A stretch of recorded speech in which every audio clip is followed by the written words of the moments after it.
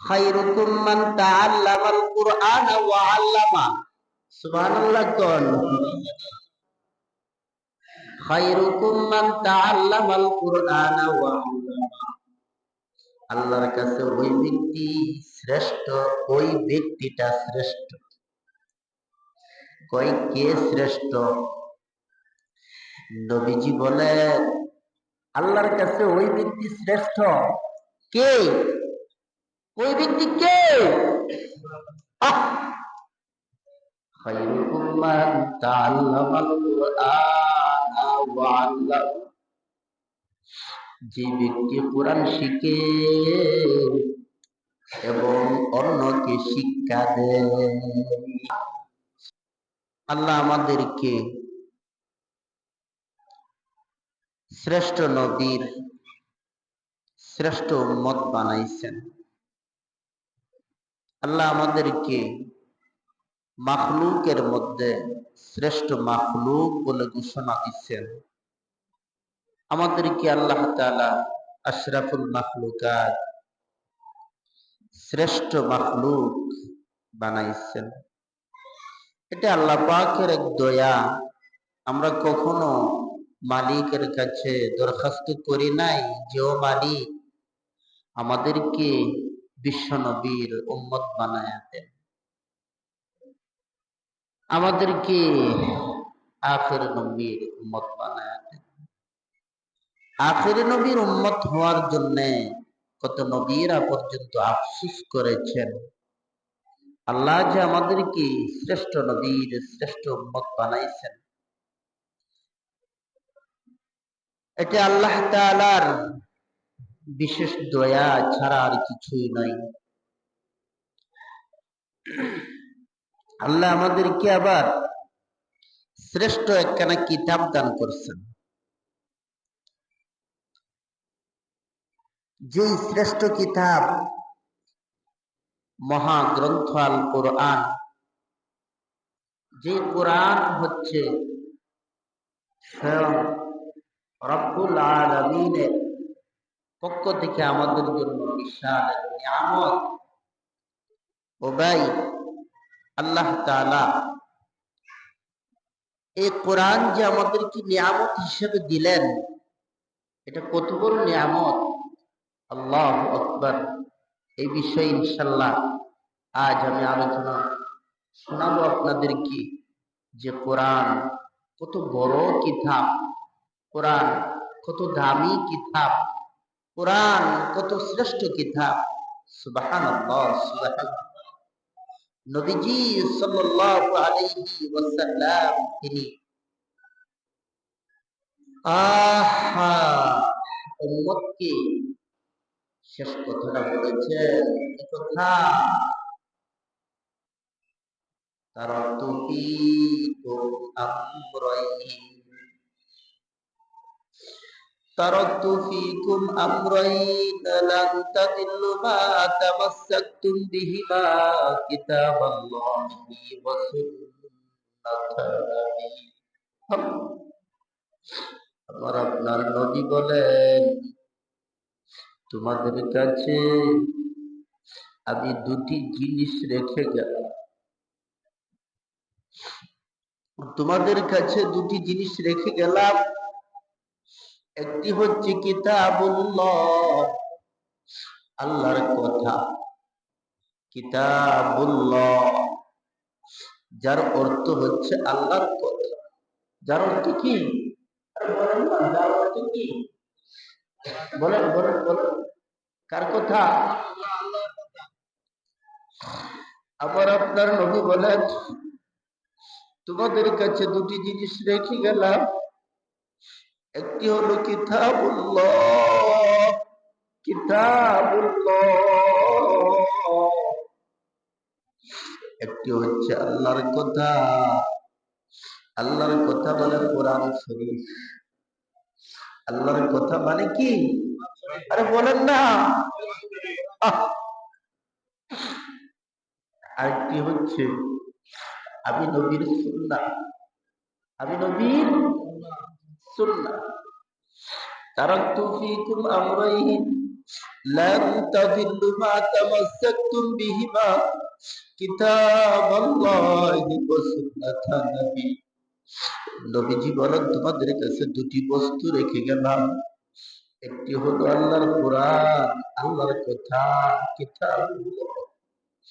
আরেকটি হলো আমি নবীর সুন্নাহ, আমি নবীর আদর্শ।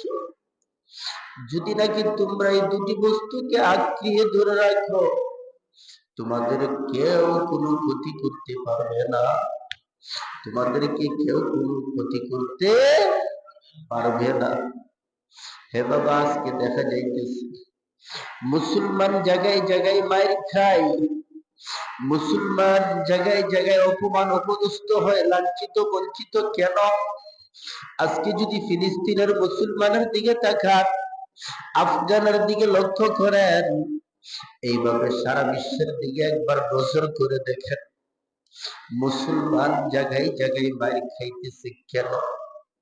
এই কেনর জবাব হচ্ছে, আপনার আমার আজকে কোরআনের সাথে সম্পর্ক নাই, আপনার আমার আজকে নবীর আদর্শের সাথে সম্পর্ক নাই। আজকে যদি আমরা কোরআনের সাথে সম্পর্ক থাকতো, আজকে যদি আপনার আমার নবীর সুন্নাহর সাথে সম্পর্ক থাকতো, তাহলে আল্লাহর কসম, যার সম্পর্ক হয়ে যাবে কোরআনের সাথে, যার সম্পর্ক হয়ে যাবে নবীর সুন্নাহর সাথে, নবীর আদর্শের সাথে, ওই দুটি বস্তুকে যে ব্যক্তি আঁকড়িয়ে ধরে রাখলো, ওই ব্যক্তির ক্ষতি এই জমিনে কেউ করতে পারবে না, কেউ করতে পারবে না। এটা হচ্ছে আমার আপনার নবীর কথা। সুবহানাল্লাহ। নবীজির কথার মধ্যে কোনো সন্দেহ আছে? বলেন না, নবীজির কথার মধ্যে কোনো সন্দেহ আছে? নাই। তো আমার আপনার নবীজি বললেন, তোমাদের কাছে দুটি বস্তু রেখে গেলাম, একটি হচ্ছে কিতাবুল্লাহ, আল্লাহর কথা, আরেকটি হচ্ছে সুন্নাতে নবী, আমি নবীর আদর্শ দেখতে। এই দুটি বস্তুকে যে আঁকড়িয়ে ধরবে, তার ক্ষতি দুনিয়া কেউ করতে পারবে না। ও ভাই, আজকে আমাদের সম্পর্ক হয়ে গেছে দুনিয়ার সাথে, জাগতিক শিক্ষার সাথে। আজকে দেখা যায় সন্তানকে ইংলিশ মিডিয়ামে পড়ানোর জন্য আমরা টিচারকে মাস গেলে ভালো একটা অ্যামাউন্ট টিউশনের জন্য দেখি দেই না। আমার সন্তান এই জাগতিক শিক্ষার জন্য তার পিছনে আমি কিন্তু মাস গেলে পরে প্রাইভেট টিচারকে 5,000, 2,000, 3,000 টাকা দিতে আমি কোনো দ্বিধাবোধ করি না। কিন্তু যেই মালিকের কোরআন, যেই মালিকের কথাগুলো একবার যদি জবান দিয়ে উচ্চারণ করে শুধুমাত্র আলিফ বলেন সবাই, আলিফ লাম মিম, নবীজি বলে এই যে আলিফ লাম মিম, এখানে 3টি হরফ রয়েছে। এই 3টি হরফ উচ্চারণ করতে দেরি, হে গোলাম, তোমার এই জবান দিয়ে 3টি হরফ উচ্চারণ করতে দেরি হইলেও আমার মালিক তোমার আমল নামায় 330টি নেকি দিতে দেরি করবেন না। আল্লাহু আকবার। আহা, হে বাবা, কত পড়াশোনা করলাম, কত বই পুস্তক পড়লাম, আমি আমার এই ছোট্ট জীবনে অল্প যাই কিছু পড়াশোনা করেছি, কত উলামা ইকরামদের সংস্রবে গেলাম, কত উলামা ইকরামদের জবান থেকে কথা শুনলাম, আজ পর্যন্ত কোন আলেমের জবান দিয়ে এই কথাটুকু শুনি নাই যে এ বি সি ডি শুরু সরায়া ক খ করলে পরে প্রতিটা অক্ষরের বিনিময়ে আল্লাহ এতগুলো নেকি দিবে। আপনারা শুনছেন? বলেন না, শুনছেন? তো হুজুর, তাহলে কি আপনি ইংলিশ শিক্ষার বিরুদ্ধে? না না। তাহলে কি আপনি বাংলা শিক্ষার বিরুদ্ধে? না না। আপনার সন্তানকে আপনি ডাক্তার বানান, কারণ আমি অসুস্থ হইলে ডাক্তারের প্রয়োজন হয় কি হয় না? আপনার সন্তানকে ইঞ্জিনিয়ার বানান, কারণ গড় উড়াইতে গেলে ইঞ্জিনিয়ার লাগবে কি লাগবে না? আপনার সন্তানকে উকিল বানান, আপনার সন্তানকে জজ বানান, কোনো নিষেধ নাই। সন্তানকে ডাক্তার বানান, ইঞ্জিনিয়ার বানান, জজ বানান, কোনো নিষেধ নাই। কিন্তু আপনার সন্তান যেন হয় কোরআন পড়নে ওয়ালা ইঞ্জিনিয়ার। আপনার সন্তান যেন হয় কোরআন পড়নে ওয়ালা ডাক্তার। আপনার সন্তান যেন হয় কোরআন পড়নে ওয়ালা জজ সাহেব। আপনার সন্তান যেন হয় কোরআন পড়নে ওয়ালা উকিল সাহেব। তাহলে এই কথাটা মনে রাখবেন বাবা, যেই উকিল সাহেবের সিনার মধ্যে আল্লাহর কোরআন থাকবে, যেই জজ সাহেবের সিনার মধ্যে আল্লাহর কোরআন থাকবে, যেই ডাক্তার সাহেবের সিনার মধ্যে আল্লাহর কোরআন থাকবে, যেই ইঞ্জিনিয়ার সাহেবের সিনার মধ্যে আল্লাহর কোরআন থাকবে, আল্লাহর কসম করে আমি বলতে পারি ওই ইঞ্জিনিয়ার সাহেব কোনোদিন কোরআনের বিরোধিতা করবে না। যে জজ সাহেবের সিনার মধ্যে আল্লাহর কোরআন থাকবে, আল্লাহর কসম ওই জজ সাহেব কোনোদিন কোরআনের বিরোধিতা করবে না, আলেমের বিরোধিতা করবে না, আলেমের বিপক্ষে রায় দিবে না। ঠিক কিনা? যার সিনার মধ্যে কোরআন থাকবে, কোরআন থাকবে মানে হচ্ছে আল্লাহর কথা থাকবে, আল্লাহর কথা থাকবে, কিতাবুল্লাহ। নবীজি বললেন তারাক্তু ফীকুম আমরাইন লান তাদুরু মা তামাসসাকতুম বিহিমা কিতাবুল্লাহ। কিতাবুল্লাহ মানে কি? কিতাবুল্লাহ হচ্ছে আমার আল্লাহর কথা। সুবহানাল্লাহ, বাড়িতে গিয়ে বলেন কিতাবুল্লাহ, আল্লাহর কথা। আহা, যার অন্তরের মধ্যে আল্লাহর কথা থাকবে, যার অন্তরের মধ্যে আল্লাহর কথা থাকবে, যার সিনার মধ্যে কোরআন থাকবে, ওই মানুষটা কোনো দিন কোরআনের বিরোধিতা করবে? বলেন না, করবে না। এই জন্যই তো আল্লাহর হাবিব বলেন খায়রুকুম মান তাআল্লামাল কুরআন ওয়া আল্লামা। সুবহানাল্লাহ কোন? খায়রুকুম মান তাআল্লামাল কুরআন ওয়া আল্লামা। আল্লাহর কাছে ওই ব্যক্তি শ্রেষ্ঠ, ওই ব্যক্তিটা শ্রেষ্ঠ। কই কে শ্রেষ্ঠ? নবীজি বলেন আল্লাহর কাছে ওই ব্যক্তি শ্রেষ্ঠ। কে? ওই ব্যক্তি কে? খায়রুকুম মান তাআল্লামাল কুরআন ওয়া আল্লামা।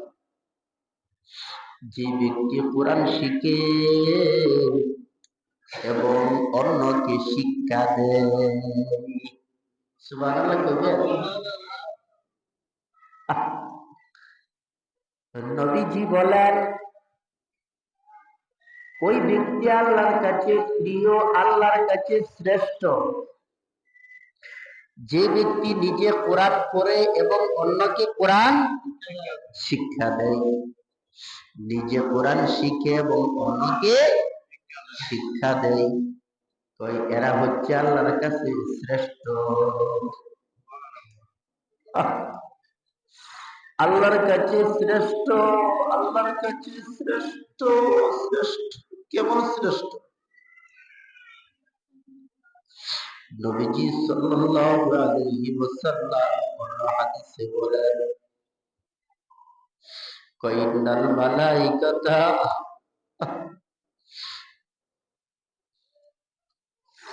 ইন্নাল মালাইকাতা তাদউ আজনিহাতাহা লিকুল্লি তালিবুল ইলম। আল্লাহর হাবিব বলেন যে যারা কোরআন পড়ে এই ব্যক্তিগুলো যখন রাস্তা দিয়ে হাঁটে, রাস্তা দিয়ে হাঁটে, আমার আপনার নবী বলতেছেন, কয় মালাইকা, মালাইকা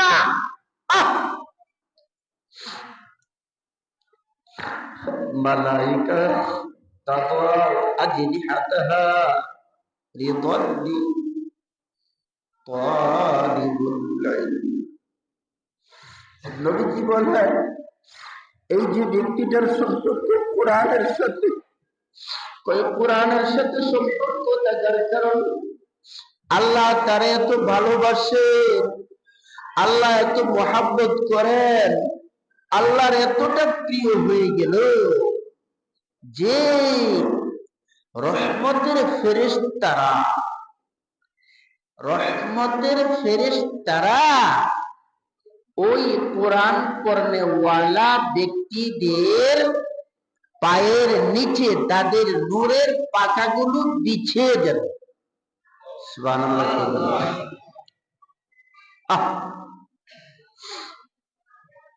আমরা দেখি দুনিয়াতে যদি কোনো বড় ব্যক্তি